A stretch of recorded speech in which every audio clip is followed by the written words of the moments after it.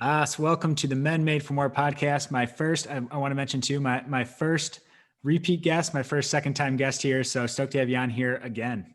I am honored, my friend. I am honored.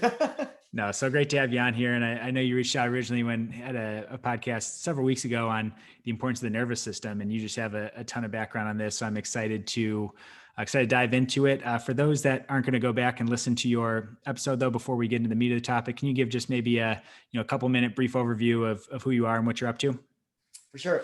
So Aponte, I mostly known for being a little kettlebell guy on Instagram. And here in the San Diego community, I've been part of that community since 2008, officially as an instructor, 2005 as a practitioner. Go deep into the roots of the Iron Core clan, with Sarah Lurie and Brett Jones, and met Paolo early on as well. We actually were at the same SFG certification, which it so happens to be that you're rocking the shirt today. I love it. Yes. I knew it. I recently, actually just not even a month ago, became a Strong First Elite instructor. So I did all the 4 certs in one day, which was awesome.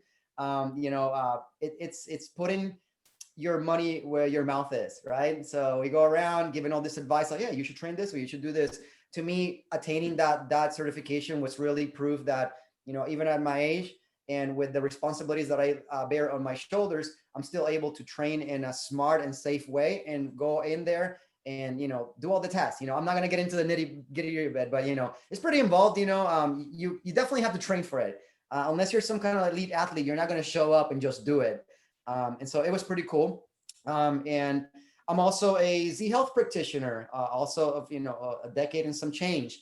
And that was around the same time that I became aware of the Strong First system, and all of these things kind of like revolve around the same circles. There's a lot of the same people, like, hey, have you checked this out yet?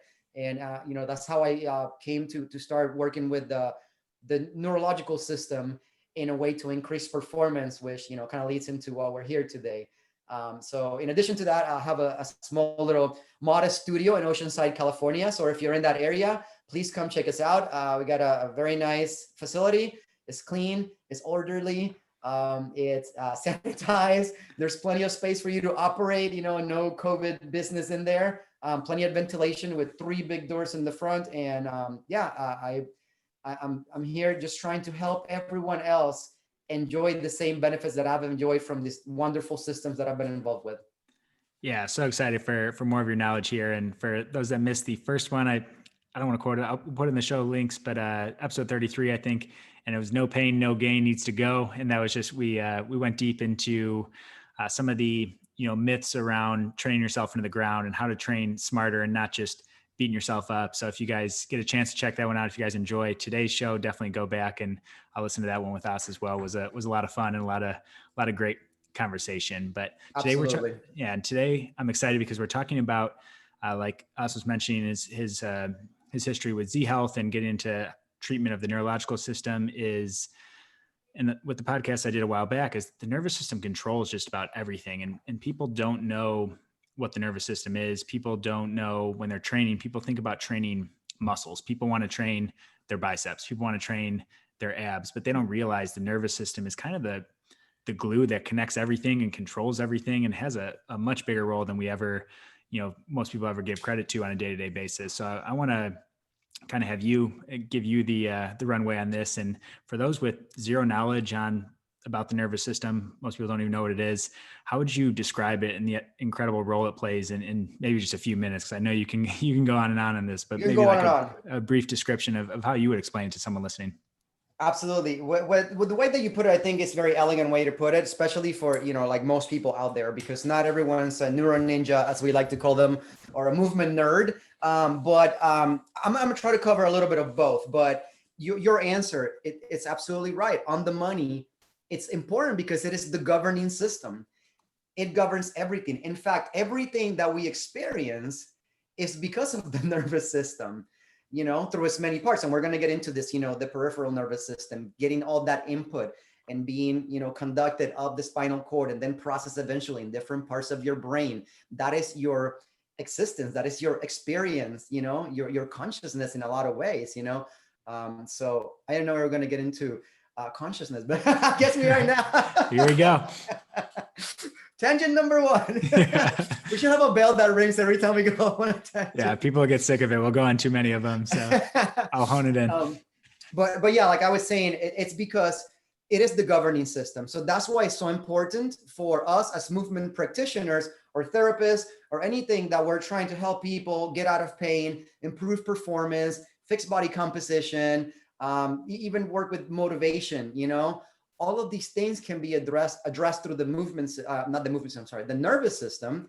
And the movement system is incredibly intimately related to that. And that's where I think I have the most knowledge of, right? Because I'm not a therapist. I'm not here to prognosticate or, give people, hey, you have this injury. Like, that's not my job. That's your job. So I need to be very careful with that. But if somebody comes to me and they say, I can do X movement, then yeah, I can work with that, and I can harness the power of the nervous system to do that. Okay. So that's the big picture and the answer for everyone, right? The different levels. Now, if we get really, really technical about this, your nervous system is composed of two very large other areas. The central nervous system, or also known as the CNS, and then your peripheral nervous system, we kind of alluded to the PNS. The CNS is the brain and the spinal cord, okay? And then the peripheral nervous system, which I'm very interested in because of my job, it has motor neurons and then sensory neurons. And this is interesting because motor neurons go from the CNS to the muscles. So they go in that direction. They're going out. The sensory neurons are coming in. They're coming from our sensory organs into the CNS.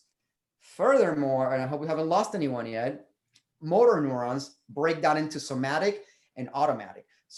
Autonomic. So autonomic controls involuntary responses, where the somatic controls voluntary movements, right? So we're very, very concerned with that. And then the autonomic also goes into the sympathetic and parasympathetic systems, which are important, but not so much to me as a movement practitioner, other than to identify threat in my clients when they're doing something that is beyond their ability. And this is intimately related to having a neural lens in order to train people. And it kind of goes back, if you go back to that first podcast that we did, and my insistence in having good form and just following the right progression is very important to keeping that threat level in the nervous system low, so that we don't kick in sympathetics and we keep things like neutral, and in a way that the brain can receive the information, process it, and then have the desired output that hopefully is good, beautiful, pain-free, efficient movement. Yeah, that's great. And that's we might have lost someone on there, but don't worry. We'll bring it back, because that's, basically, to put it very, very broad, is our brain, our nerves, our spinal cord, our overall nervous system is constantly sending signals, input, output signals, receiving signals from your environment, from different things. And it wants to feel safe, and safe equals good movement. Safe equals good form. Because a lot of people, they think they have things like mobility issues, when really they have what I like to explain to people is they're driving with the brake on, and their body doesn't feel safe. So they have this brake on that's keeping them from unlocking performance and unlocking mobility. So maybe, As, if you want to take the example of a squat, for example, and maybe tie in some of these components from the nervous system, and see how that might be more practical for someone if they're doing something like a squat and they're missing depth, something that's more related to a problem with their nervous system, if you don't mind. Absolutely. Yeah. So, okay. So I want to point on something out, because you mentioned the amount of signals, right? So it's somewhere between 11 million and 20 million signals per second. Just a few. That's crazy, right? Like, that number is mind boggling. Oh my God. Okay. So going back to your example of the squat, and how, if you have a high threat level, you could be missing depth because your nervous system perceives what you're doing as a threat. Okay. And the reason for that is because the brain's first job, the absolute first job the brain has, said, this is widely recognized amongst the neural communities, is that it wants you to survive. It doesn't care how heavy or how far you run or how heavy you lift or anything. It only cares that, will you survive the attempt? Right. And that's why it does so many things automatically for you, right? Like, it keeps your blood pressure in check. Your respiration, for the most part, is done autonomously, right? When we are asleep, we're not really thinking about breathing. We're just breathing. to a great degree, our gait becomes autonomous over time, right? You don't go, okay, I'm going to flex my right hip at the same time that I flex my left elbow. And, like you don't, that would be so complex, right? So instead we turn it into an autonomous activity. So again, the brain is very concerned with survival. And if anything along that chain, right? We used to have the biomechanical model, like, oh, well, you lack dorsiflexion, and your lumbar, your thoracic extension is poor, so you're not getting into the right position when you go into the hinge, all these different things. And that's all valid. But it's, I think, a step below the way that we can look at it through the neural lens, which means what part of this activity is causing your brain to think that it's dangerous, and then going there. So that can, we, in the beginning, we talked that the nervous system has all these different branches out that all feed into the central nervous system, eventually our brain. And there's sensory stuff, right? So you have a bunch of different receptors. You have your mechanoreceptors, you have baroreceptors, you have chemoreceptors, and other things like that. At a fundamental level, if any one of those receptors is not either receiving information properly, not sending it, right? So the track going all the way up through the periphery and then in the spinal cord and then up to the brain, if anything of that in there is not working properly, it's going to have a fuzzy signal. And this is important because when we get into why the eyes and the ears and this whole proprioception thing come together, the idea of fuzzy, of something that's not quite clear, is going to be very important. So remember that, everyone. So, if you have, for example, let's see, a lack of sensation on your ankle, right? And so I go down there and you tell me that when you squat, your left hip, kind of hurts. And I'm going to start trying to test if your sensory information is working. So I'm going to brush with my fingers or something else on your foot and say, can you feel that? Yes. Okay. And then I touch your other foot and I said, can you feel that? And you're like, yes. Does it feel the same? If the answer is no, then you have a lack of sensory information from that other side. That alone can be the reason why that side of your body, the motor output, is not good, because it's all about the signals coming in, how it's being processed, and the output. Somewhere along that, right, there's a problem. We need to identify where that problem is, and we work from there. So if the sensors are working, let's just pretend like they both are, good sensation and they're the same. Great. All right. Now, can you feel cold on both feet? Can you feel hot on both feet? Can you feel something sharp, like a tip of a pen? Can you feel something dull? All of these things are going to activate different receptors. And if any of those are not working, we can safely assume that that's why the motor output is inhibited. So that's a really easy, fundamental, non-intrusive way to start working through the neural lens and help people become more efficient by just overall making their maps. And again, the fussiness in their maps, because you have your movement maps, your balance maps, and your vision maps, in order to produce that beautiful, very nice, powerful movement. Okay, it's got to be about the inputs being right, the processing, which we haven't touched on, and then the outputs. Okay, but for me, at a fundamental level, the inputs have to be right. So all of those different receptors have to be working. Okay, in addition to that, if you just look at the proprioception, okay, the body's 3D awareness of itself, position, time, and space. If I ask someone who comes in and their squat is faulty, and I ask them to do an ankle circle, and it's all like jumping around and it's not a smooth kind of motion, or they have to look at their foot to make it happen. And I'm like, go ahead and look straight ahead. Go ahead and do it. And it looks different. The quality of that movement has changed. They lack awareness of that body part. Now, if we can't articulate even that small of a movement, what do we think is going to happen when we try to put that together with multiple other flexions in the knee and the hip, and keeping the thoracic cavity nice and stable, and right? And then combining that with the breathing, which is also something that's going to come intimately related to this whole neural thing. This idea that your breathing has to be coordinated and supporting of your movement. It gives the movement texture, which is something that I touched on again on the other podcast, when I was saying, like, we want to make the movement breathe. And this comes a lot from the martial arts and the dance, right? And dance, so many times, teacher is like, you gotta breathe into it. It looks a little stiff, and you give texture to the movement. And on the other side of that, if you're going to do a max attempt deadlift, or let's go back to the squat, if that squat that you're trying to do is a max attempt, right? It's a PR, and you're not breathing properly, dialing it all the way up to crank it all the way up to 11 and stiffening that core, then that's not going to be a successful attempt.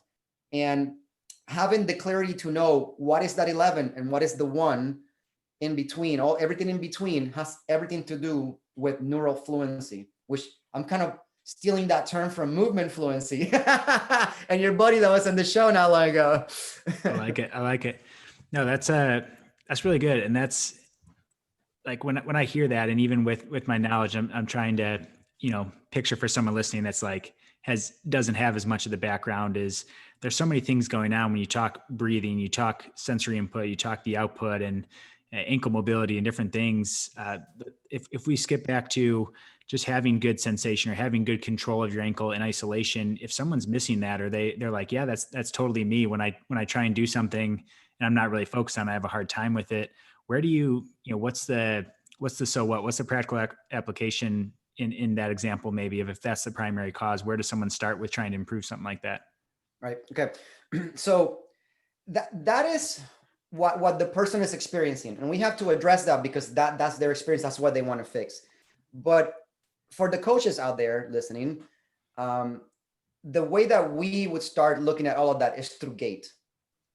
The very first assessment that I do, especially if somebody comes to me with, hey, I can't do the squat, I'm having problems with the squat, I'm going to look at their gait, because we're going to need some kind of assessment. And this is very important for the whole neural lens, is we got to assess and reassess and assess and reassess, because if we don't know if it's working. And you and I were talking about this before the show. It's like, not everything is so simple. Like it's like, oh, this is the answer, right? So while you may come to me with the same description of the problem for the squat, and I help you by doing a visual drill, okay, which I know we haven't gotten there, but that's just an example. And then the next week, your buddy comes in and he has the same problem, at least his perception of it is that it's the same, but it might be a different solution. It might be an entirely different thing. And I'm going to pick up on that through the gait analysis in combination with the movement itself that's problematic. And then from there, we can start breaking it up into other things. Can your eyes track properly? Do they converge and diverge properly? Can they gaze stabilize? Can you gaze stabilize? Can you do an isometric of your eye for at least 30 seconds? That's a pretty good, healthy, you did a series of class, like, isometrics and, all the other different ones. I love that one, because to me, that's a fundamental part of, like, you got to own all these different parts before you get into the more complex stuff, right? And so your eyes actually have the same. You got to be able to just look at something calmly without raising that threat level, without holding your breath and squinting and like making your lips really tight or anything like that. In order for me to say, like, okay, so the inputs are good, the processing is good, so we can safely assume that the output is going to be good.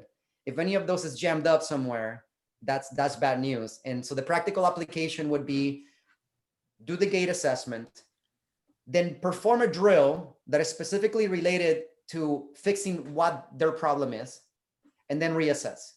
And then I said that was for the coaches. For the practitioner itself, you're going to want to do your own assessment, right? So if I go here and then I do a drill and now my arm comes here, from there to here, something happened. That function is just not quite so right anymore. Now, that's also for us coaches, right? We can see the range of motion either improve, is smoother, is faster, it's less, there's less effort in the movement. But this is important when you're training solo at home, right? So we're going to give you some, practical recommendations, the things that you can do at home. And it's really important that, you assess, like, okay, I'm going to do this little drills that I'll set, just going to stare at this pen for 30 seconds. It seems pretty silly, but I'm going to do it. But guess what? If you test your range of motion and it got better, then that is a really good drill for you and you should keep doing it. And I'm going to say also that it's not always going to work the same. Next week, your body and your nervous system are going to be in a different place. Hydration, rest, stress, all these different things are going to affect it. So this drill may not be good for you next week. So that's why it's really important that we keep addressing the reassessment, right? So range of motion, The gait, which if you're practicing solo, unless you film yourself, you're not going to be able to do. You're going to need a partner for that. And then it's the activity itself. Did the squat get better? Maybe the pain doesn't go away, or the discomfort or the limitation, but did it get a little better? Yeah, it does. Okay, well then we're on the right track, and we keep layering in things, with different systems and different receptors to just try to figure out. It's like a puzzle, Again, there's no like clear answer. You got to work for it. You got to earn it. It's a fun puzzle too, and that's something that we're constantly doing in our PT practice, and it's constantly evaluating, reevaluating. But we use, I just want to really emphasize the test retest methods. That's something we're using constantly. Of how does that feel? How does it look? How's your range of motion? How's whatever we're trying to test, and that could be something like a squat. That could be something actually under load if someone's going more on the performance side of things, or that could be something like bending down to pick up something off the floor. Like, how'd that feel? We try some different things. And it's so important to do that regardless of what you're doing, regardless of what your goals are, because like you said, everyone's going to respond so differently to different things. And if you're just blindly following mobility programs, blindly following training programs, blindly following corrective exercises or things to be doing to supplement your training, warm-ups, even cool downs, like you have to know if these things are working. And the only way to do that is to pick a movement you're trying to improve, do the intervention, the exercise, the stretch, whatever the exercise, and then you have to retest it. If you don't, then you're kind of shooting in the dark, and who knows if you're actually making progress. And I see so many people do that, and they've been following this mobility routine for 2 years, and they're like, I'm like, is it helping? They're like, I don't know. Like, it feels kind of good after, but I'm still struggling with my squat. So it's like you might just be wasting a lot of time. It's not like you're going to harm anything, but I think that's just a really thing that I wanted to kind of double click on it and stress the importance of it. Yeah, absolutely. And I'm glad that you did, because it's a fundamental part of the way that we're taught as practitioners. It's like, you got to keep reassessing, man, because otherwise, like you said, it's just throwing stuff up on the wall and see if it sticks. And that's just not the right way to go. I know you and myself, we hold ourselves to a higher standard as professionals, and I hate for somebody to come into my place and, and me just like, oh, well, let's try this, like there's got to be a rhyme and a reason behind it. And with neurology, if you get the right education, you will have that tool. You will have the systematic, it's not a clear answer. It's not a definite, like, this is the answer, but you have a system that you can go through. Okay. And that's the key, And so for our purposes today, I think understanding, that the nervous system is composed of multiple other subsystems, and for our purposes, proprioception, visual, and vestibular.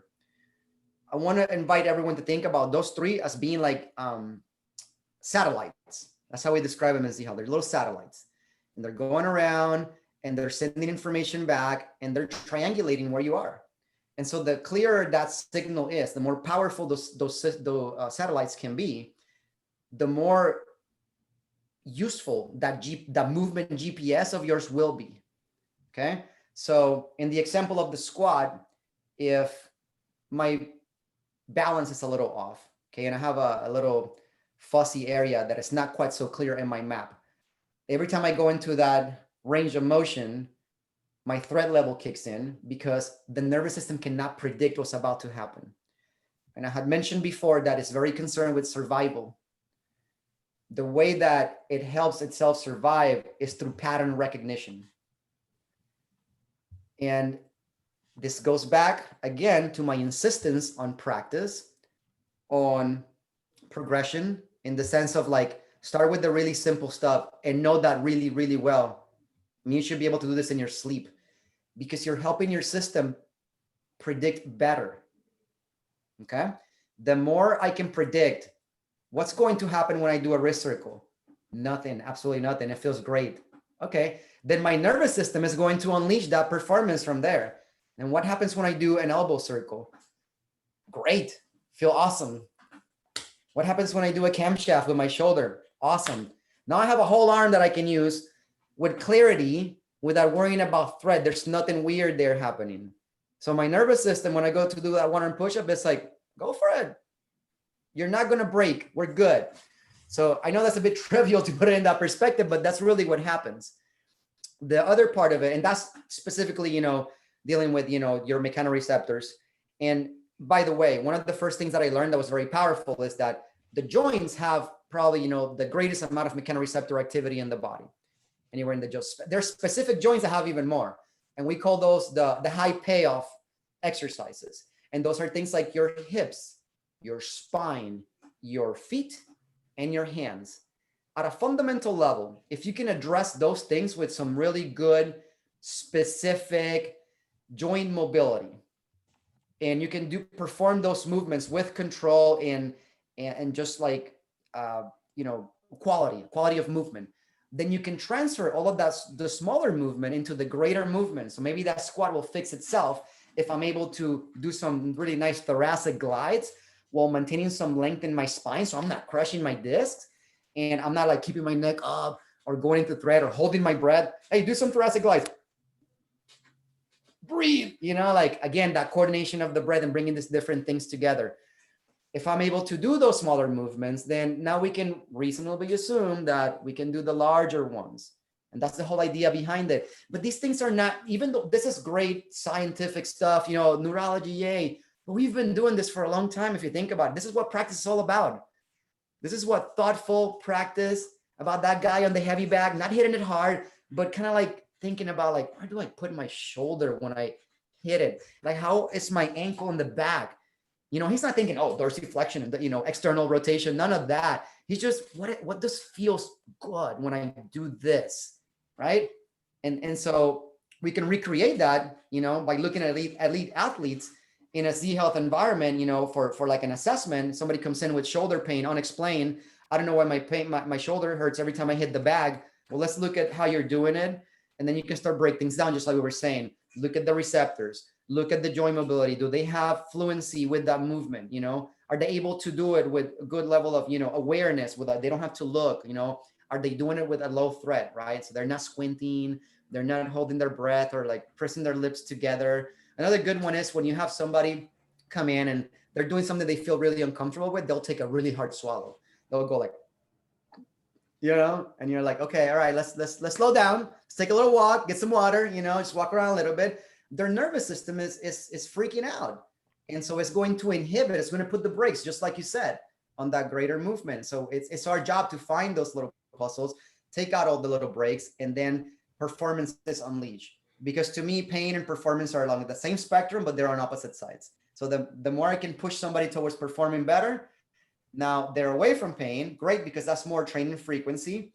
And also, you know, their body composition will get better because they feel better, you know? And so all of these other goals that we talked about, body composition, pain, performance, they can all be achieved by just going to the performance side with this very methodical, you know, systematic way of doing it, incorporating the different systems.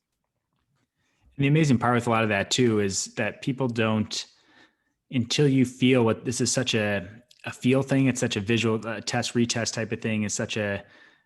It's something you can feel, and people know right away when you do something. And when you create some good nervous system change and you see the difference, this isn't like, we're not talking that, you know, you go from 45 degrees to 46 degrees in a squat and people are like, I don't really know. It's like, if you hit the right thing, we're seeing big change. And that's where this is so, you know, becomes so important and so impactful. Cause we're not trying to create, you know, small changes. If you can identify the spot, and having a practitioner that can help you with that, like us, like someone else, you know, can lead huge return on benefits. But even if you're just like, hey, I'm kind of just exploring this and want to see what it's like, then I think what you're saying, us, is just like more movement awareness, more like what's my body doing? Can I move these different joints? Can I do these things? And I don't want to steal your thunder too much in the actual protocol, but like just having more awareness around that. You talk about the fighter hitting the bag and these things, is the more you can, you know, the people that do really well are the ones that just start to become more aware of like, hey, notice when I was walking, when I was turning, I always do this, and you know, that, and this for you can be so many different things, but just having more, just pay attention to how you're moving. And the more awareness you have, I think can bring shed a lot of light to this topic we're talking about. Absolutely. I mean, that really is the goal, to create like people that are moving through the world with better awareness, right? Because that's another thing we kind of like hinted at. It's like, you know, we spend resources and time into some other areas of our life and we don't even blink at it, right? Education, yeah, let's just throw 100 grand into that, you know, and just a bunch of other things. But for whatever reason, when it comes to our physical fitness, we don't want to make that investment, right? But that's more looking at it from the side of like the money, which could be in the sense of like hiring a professional, you know, to train you up and all that stuff, which if they're able to teach you how to fish, and do this stuff on your own, then it's a good investment, right? So be wary of that, right? Like, don't go to that trainer that just, kind of makes you do stuff, but never really teaches you this stuff, like you want to learn this stuff. You want to be able to do it on your own because it is expensive, but it is valuable. So if you devote the time to become that person, and I know everything kind of like has like it's undulating patterns, right? Like it becomes vogue to be very self-aware of the body and all stuff, and then people start mocking you for it. Like there's plenty of videos out there that about the functionality of stuff. Oh, wait, I'm gonna get up. Okay, I'm gonna go over here now. I'm gonna pick this up now. Okay, wait.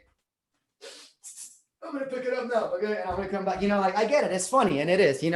But being aware like that is beautiful to watch. I mean, when I'm walking down the street and I'm looking at different people's gaits, I can't unsee it.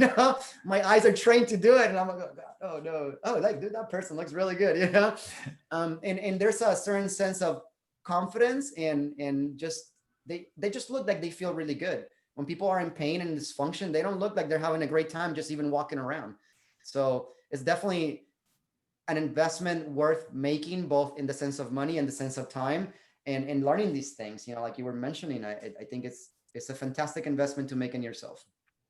Yeah, I don't think anyone would argue with wanting to feel good, wanting to look good, wanting to be able to do those things for a long time, wanting to be able to train harder. All those things are really great things to be after. And that's, that's possible. Some of the things we're going to be talking about. And for people that are, hanging with us and taking in the importance of the nervous system, I think people can now see the importance of it. I want to give you a quote from this gentleman, Daniel Wolpert. He's an MD, PhD, and he's pretty well known in the neuro circles. And this is what he had to say about movement and the neurocentric approach to it. Okay. He said, "We have a brain for one reason and one reason only. That's to produce adaptable and complex movements.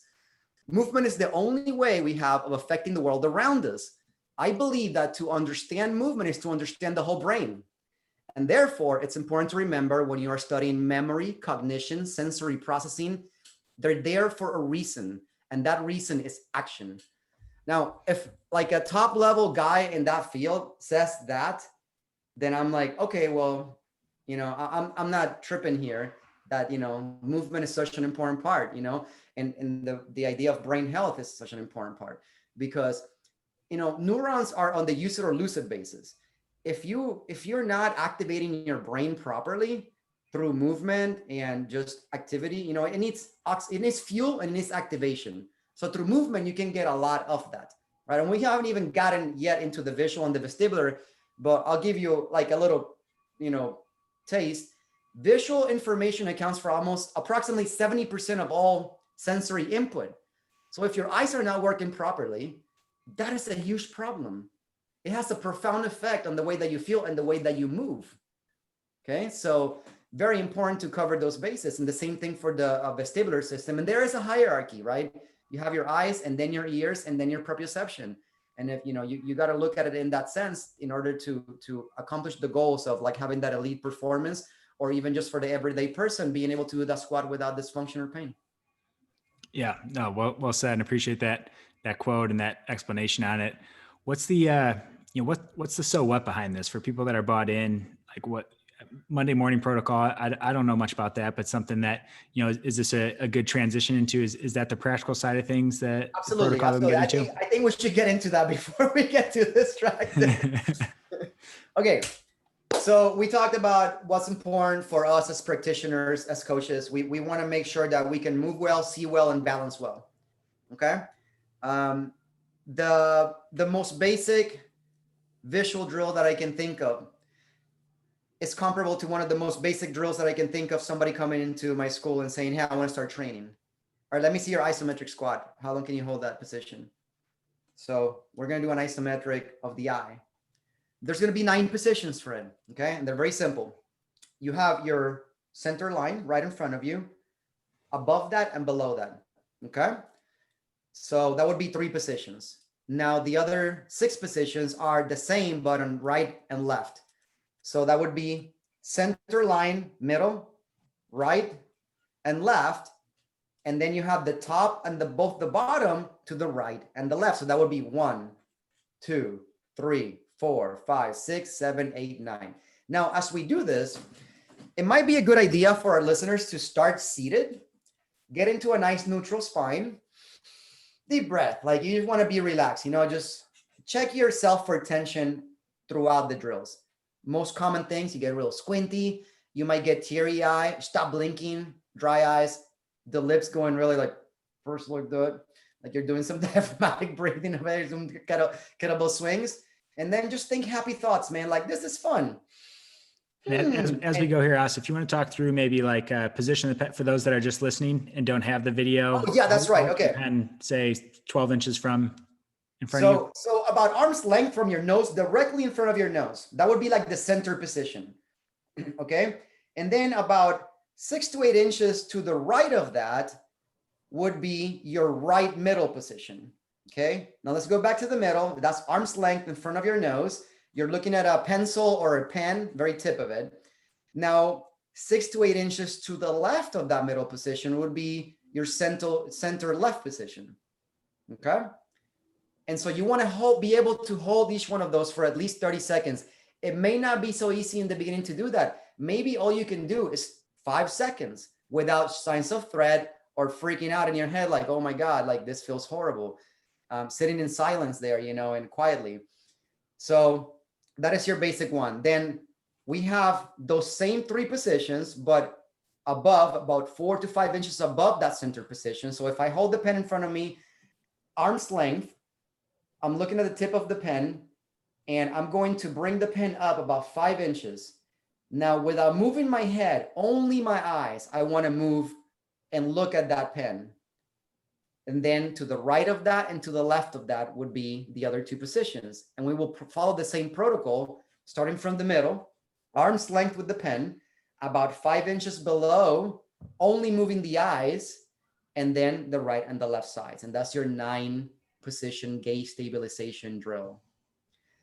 I can also provide a little chart that we can attach in some of the materials out there so that people can have a little bit more guidance. And of course, they can always reach out and get some more guidance on that. Yeah, that'd be great. And what are we looking for,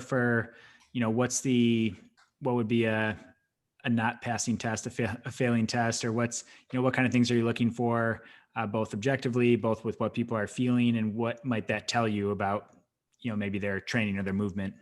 Yep. So let's talk about the guy with the squat, right? So the guy comes in and we determine that their sensory information is good in their feet, like we don't think anything's going on down there.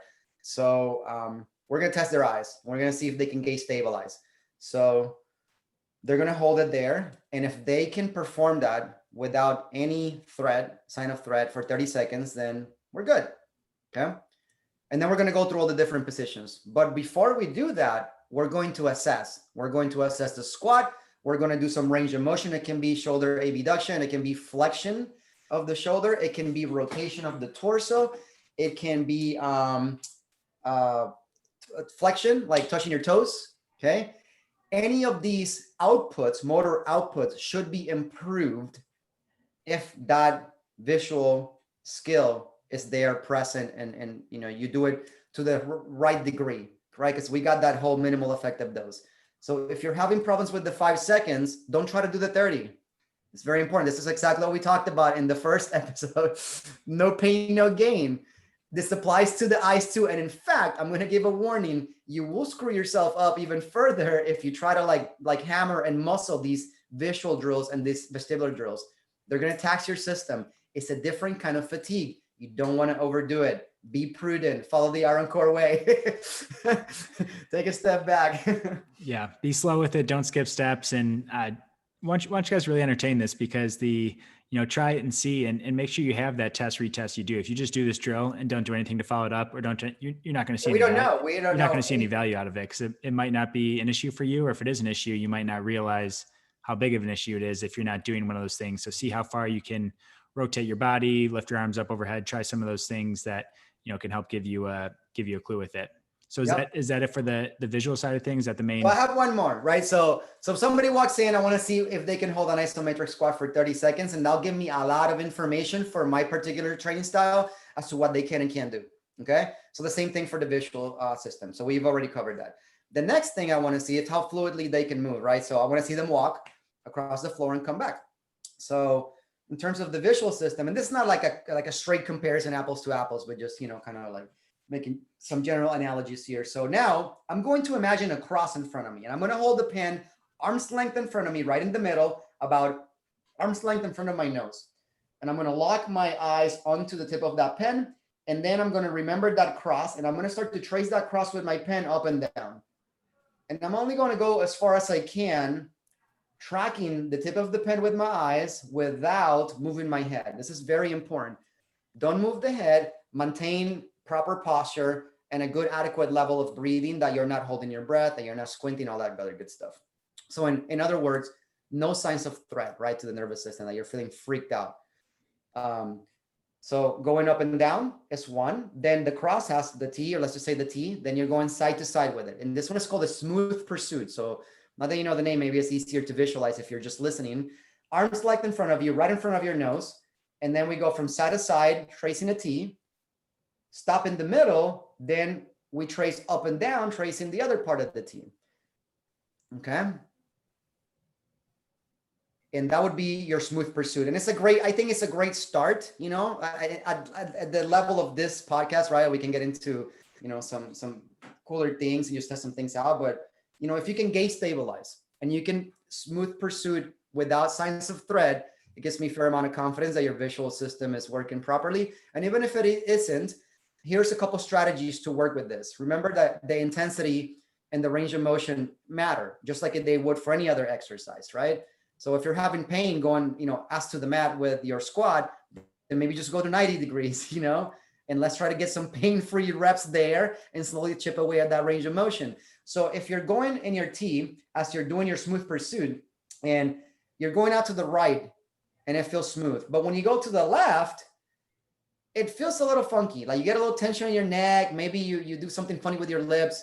Then reduce the range of motion on that side. You can also reduce the speed at which you're moving the pen from side to side as you follow it smoothly with your eyes. Okay. And just chip away at it until eventually you'll be able to do it really fast and not lose any of the elements of efficiency, which is, your posture and your breathing being all in there. Okay. So again, basic level, gaze stabilize. Think about it as isometric. Okay. I just hold it isometric with the eye. And then can you follow the pen? There's also another pattern, which is more like making like an X with it. For the basic level of this podcast, maybe just doing the cross or the T is a good start for you. And if you want more information, of course, well, call us up. We'll help you out. Definitely. How often should someone be doing? And that's it for the visual. How often should someone be testing this? And how often should someone be working on this if they find there's a problem? At this level where we don't really know what's going on with them, right? It's not like a rehabilitative type of situation where I'm going to prescribe, I want you to do this drill 3 times a day, this many seconds or whatever. Probably, 3 times a week, maybe with their training sessions, maybe even with their active recovery sessions, so that they can get a good sense of like, how is this going to affect my nervous system? Because what if it completely like throws you off, for a loop, then we know that you need to work on that, but we don't want to mess up your already awesome routine, Don't do that. Okay. We don't want to mess up your squats and your PRs or anything like that. So just do it at a day. If you're a fairly knowledgeable mover, and you feel pretty good with movement, somebody teaches you something, man, that guy's a natural, then you're probably not going to have any issues with it. If you're someone who's always struggled with movement and it takes you time and effort to do these things, then do it at a time where you can just kind of like do a quick warm up, do the drills, and then maybe go for a walk and see how you feel. Test your range of motion every once in a while. And if you're good to go, you can continue to use them, freely. And, you can add complexity to it. One of the cool things about this is like, I said, you want to be in a neutral stance, right? So you want to be seated, tall spine, looking straight ahead, shoulders back, all that. But we can apply these things. For example, if you're a shortstop, maybe I want to put you in that sports ready position and perform the drill in that position. Maybe we can add depth as well to it. So now you're going in and out as well. We call that a pencil push-up. So now you're converging and diverging as well. And those are all different visual skills. If you're a fencer, I can put you sideways and do the drill the way that you fence. Or if you're a fighter, all of those things. So it has infinite applications. But this is just the basic vanilla. Hey, let's just start here. Make sure we don't scramble your brain. That's cool. So that's covering the visual side of it. What do we have next in the protocol? Yes. So then for the balance drills, a couple of simple drills. We are going to provide a link, or I don't know how you're going to attach it there, the A chart. And to be real, like you can use anything for this. You can just walk up to the wall. If you have a chalkboard at home or a whiteboard, just make an X on it and that will be your target, okay? But the A chart sounds cool. We wanted to give you a little incentive for coming here and spending some time with us. You're going to start about 8 feet away, and that's just kind of like an arbitrary number because most rooms are that size, you know. So I'm figuring like in my gym and stuff, the areas that I have for training, that's the space that I have, you know. So about 8 feet away, you have your target in front of you at the level of your eyes, and you're gonna in a neutral stance. So you know your feet are parallel at hip width. You're gonna look at the A, and you're gonna proceed to move your head up and down, like saying yes, but you're going to keep your eyes locked on the A. So right now I'm looking at Dave and I'm moving my head up and down saying yes. Yes, this is an awesome podcast, right? And then I'm going to be like, do you want to be on it next week? No, not next week, Dave. Let's give it a couple of weeks, right? So you're going to move your head looking at that target up and down, eyes locked on the A or the X, whatever the target is, saying yes. And then you're going to say no. Now, most of you, I assume, are going to find this incredibly easy. And you're going to be, dude, what the fruit? So here's the progression, Fred. You're going to bring your feet together. So now you have narrowed your base. Should be a bit more challenging for your vestibular system, your inner ear, your balance GPS to coordinate that head movement while gaze stabilizing on the A, okay, or the X, whatever the target is. Now let's say that 50% of the people out there are going to be like, well, that was easy too. So what's next? You're going to go into a stagger stance. So you're going to bring one foot forward, so heel to toe, okay? And you're going to now be in a line, basically. And you're going to be looking at your target, and you're going to proceed to say yes again. The strategy being, once it starts to get challenging, reduce the range of motion of your movement or slow down the speed. Of course, for like my wife is a dancer. She can whip her head like the exorcist up and down, pa, pa, pa, pa, pa, pa, in every direction while doing this drill on one leg, and she's solid. Like nothing happens, you know? So it depends on your level of skill already and some of the things that you've done in your past, that your vestibular system may or may not be very robust, okay? And have endurance, because that's another element. Just like your muscles, you may be able to do it for 30 seconds. Maybe past that, you start to kind of decrease the quality of your movement and you start to fall out of it. So working on both being able to perform the skill and the endurance goes a long ways into helping you with this, okay? So I don't know if I did a good job of describing that particular one, but oh, by the way, so it was feet parallel, then feet together, then stagger stance, then one leg, and the same drill. You're locking your eyes on the target, saying yes, saying no. And again, there's other patterns that you can follow, but for the simplicity of the podcast, let's just stick with those two. Yeah, no, I think it's explained well. And I think for people listening, yeah, again, I really encourage you guys to try it. It's easy to assume this and listen and be like, oh, well, that sounds simple, so I'll just assume I'm good at it. But even with one leg in front versus the other leg in front, or on one side versus the other, you might notice some things. And it's not just a check the box yes or no of yes, I can do it. It's paying attention to what happens to my breathing, what happens to my shoulder tension, what happens to all these, my face, these different things, because your nervous system, if that's showing us that your nervous system doesn't feel protected if you're tensing up in other areas. And if your nervous system doesn't feel protected, you're limiting your ability to perform at the highest level that you can. Absolutely. I think we started with that, right? So it's important for people to acknowledge that, because it's a fundamental aspect of the nervous system. Remember that it wants you to survive. So it feels like this is something dangerous. It's going to raise the threat level. It's going to do exactly what you said. It's just going to put the brakes on. We've been hitting, this has been a really good one. I think we've been very good about hitting on the concepts that we wanted to drive home. I'd say so. We'll give ourselves a good score on this one compared to our other tangents. Okay, so one more for the vestibular system. So now you know how to keep your eyes locked on a target and move your head. So now we're going to ask you to keep your eyes locked on a target and move both your head and your eyes. So we're going to go back to that trusty pin that you had earlier for your gaze stabilization or your smooth pursuits. And you're going to hold it out at arm's length in front of your nose, arm's length. So you're looking at the tip of the pen, and you're going to proceed to move your arm out to the right as you move your head and your eyes together. So the idea is that when you do this, you don't make it a comet. What I mean by that is that your eyes go first and then your head trails behind. You want to move the eyes and the head together as you move your arm from in front of you at arm's length, in the middle, right in front of your nose, out to the right. Very good. David's doing a great job of doing it. And then you would do the same thing to the left. I recommend that you switch arms when you do this, because when you cross your body, like let's say you're trying to go left, but you're using your right arm, it's going to cause a little bit of rotation. It's going to make it more complex. And we don't want to get into that whole can of worms of how that neurologically is very weird, but just switch hands. When you're going to the left, arm's length in front of you, look at the pen, move your eyes and head together all the way out, and then come back in. And we can follow the same pattern of the T, right and left, up and down. The strategy being, this gets weird, you reduce the range of motion, you reduce the speed. The progression would be feet apart, feet together, feet staggered, finally one leg. Make sense? Makes sense. I love it. No, that's good. And those, again, more challenging than you think. Even, I'm doing a sitting down right now. I'm like, oh, it's not too bad. But as you add standing into it, as you add different postures, it totally changes things. I've done these before. I should say that you may have, if you're a coach, you may have clients that need to be seated. You may have clients that need lying down to do this if they have a very compromised nervous system.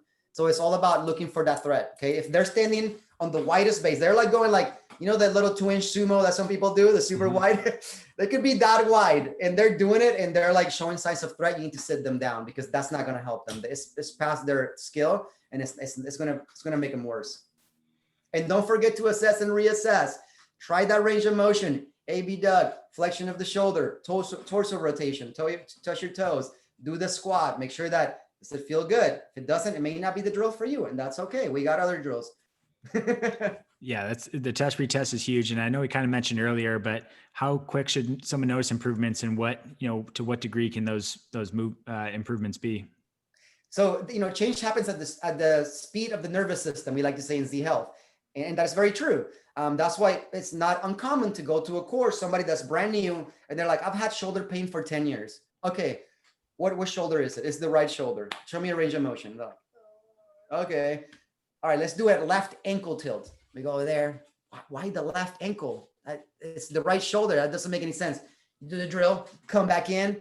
Poof. It's like, whoa, like how that happened. Now, here's the caveat to that.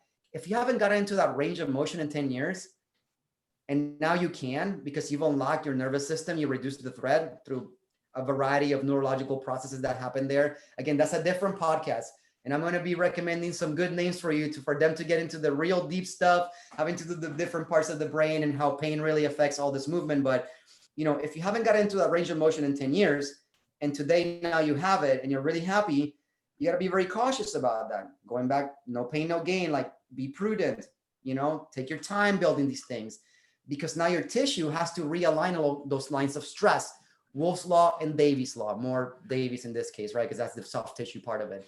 But, it's going to take thousands of repetitions for you to become a fluid mover in that place. The answer is yes, it happens fast.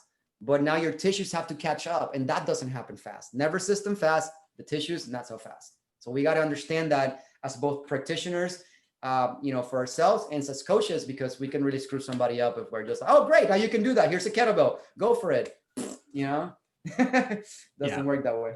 Yeah, great point. Because if you're on the right track, you will see these improvements quickly, and making sure you're just being smart then when it comes to adding the training onto it, the capacity, the load, those types of things too. Be smart about that as well. Yeah, that's great, Os. I think we got a good list of some takeaways for people. I want to talk some of my kind of big picture takeaways, and then if you can I'll give you a chance to maybe summarize those tests. If you can kind of go like visual test one, quick explanation to give people just to have it all in one spot. Cause some of the big things that kept coming back from nervous system in general is the importance of test and retest. I think we harped on that enough, is you have to test and retest to know if you're making improvement in whatever it is you're doing. And whether we're talking tracking a pen or whether we're talking a mobility drill for your squat, make sure you're testing and retesting. First role of the nervous system is survival first. And that comes down to some pattern recognition and making sure that your body and your nervous system feel protected. And then I like this too, some place to prioritize: hips, spine, feet, and hands. I think I had that written down right, but those being some high return type places that you can focus on. And then Austin, anything you want to add? And if not, maybe just giving a quick bullet point list of the tests. And I think we can also include certain things in the show notes you said you were going to send over to. Yeah. So I'll be sharing some links to a joint mobility sequence, full body. If you don't have the time, then focus on the ones that they've summarized, because those are the most important. Spine, feet, hands, and hips. So for the visual drills, what you want to do is do an isometric with your eyes. It's just that simple. Okay. Even if you can't quite discern what I was trying to describe to you very thoughtfully, just look at something and stare at it and hold your gaze there and scan for signs of like tension in your body. And if you can do it calmly, then, you have good gaze stabilization and it's good. You want to keep down that path and improve it. And then you have your smooth pursuits, which would be like, can you move your eyes smoothly as you track a target from side to side, up and down? That's also very important. And then for the vestibular drills, basic fundamental thing is your feet need to be from parallel and apart to then together to then staggered, one in front of the other, and finally on one foot. That's the progression. Make sure that you test each one and that you can do it safely and that you don't have any signs of threat. 30 seconds is a good goal to have for each one. Then from there, you go into the one where now you're going to move both your eyes and your head together with the same pattern on your feet. Think about it as a template: feet apart, feet together, feet stagger, 1 foot. That's the way that you progress the different challenging aspects of it. At least at this level. Of course, you can get into a myriad different variations with sport specific stuff, but we're not doing that today. I'm being very disciplined. and yeah, I think that's it. Did I answer all your questions there? I think you did. Yeah. And I know you're leaving a lot of room open for other podcasts you can come on of your whole wealth of knowledge. I have some great guests for you lined up, man. I got to tell you, you're going to love them, dude. They're good dudes. Yeah, no, I'm excited. So make sure to give this a try, guys. If you guys are really lost and not following the explanation, for those that only listen on podcasts, all these do go up on YouTube. If you want to see Asa's beautiful example going through it, you can check it out on YouTube as well. We do have those videos up there if you guys need a little more visual. We had a really good example too. Okay, so make sure you look at him too. we'll have the side by side up. So yeah, that's awesome. I've already had you on, so I can't ask the same hypothetical question that we ask all the guests. If you guys want to hear his original answer, you have to go back to episode 33 or whatever it is. We'll make sure we link it up in the show notes. But let's wrap up with two things. Where can people find you and reach out if they want more info? And then what are you grateful for right now, man? What's going well in life, and what are you thankful for? We'd just love to hear that to wrap it up. This is coming straight out of my heart right now. I swear, like I'm not making this up. But, I'm really grateful for my wife, man, right now, because I recently opened my business, and I wouldn't have been able to do it without her. That's a fact. She's a business partner. She's a best friend to me. We just have the best time, and we're going into the stage of our lives right now where so many things are kind of like being realized, so many dreams and big picture things, are kind of coming together. And just knowing that throughout it all, like she's just been 100%, like the whole ride or die thing. That's my wife, dude. Like she's just been solid, man. And I didn't know. I was thinking Dave's going to ask me something hard. So I was like, what's he going to ask me? But that's it, man. I'm so grateful for Erica and she's awesome, man. And I'm really lucky to be with her. I appreciate you sharing. No, I did not prep you for that. So that's the true, honest, right off the cuff answer. So I appreciate that. Where can people reach out? And there's some complex stuff. And if you guys want to go deeper with it, I'm sure Os would be more than happy to dive in. If you need some clarification on any of those things, make sure to ask him and not me, because he's the expert in this area. So where can people reach out to you? So the Iron Core Way, that's our website. YouTube channel is the Iron Core Way channel. And then on Instagram, Iron Core Way. And we also have a Instagram for our site specific for Oceanside. That's the Iron Core Way Oceanside. Pretty much if you just look for the Iron Core Way, you're gonna find something about what we do and who I am and all that. Okay. But yeah, thanks for having me on, man. It's, as always a pleasure, brother. No, great having you, and I'm glad you were the first second guest, first repeat guest, and had a great time again. I'm sure it won't be the last time that people hear from you. So thanks for coming I am on honored, us, man. and I'll talk to you soon.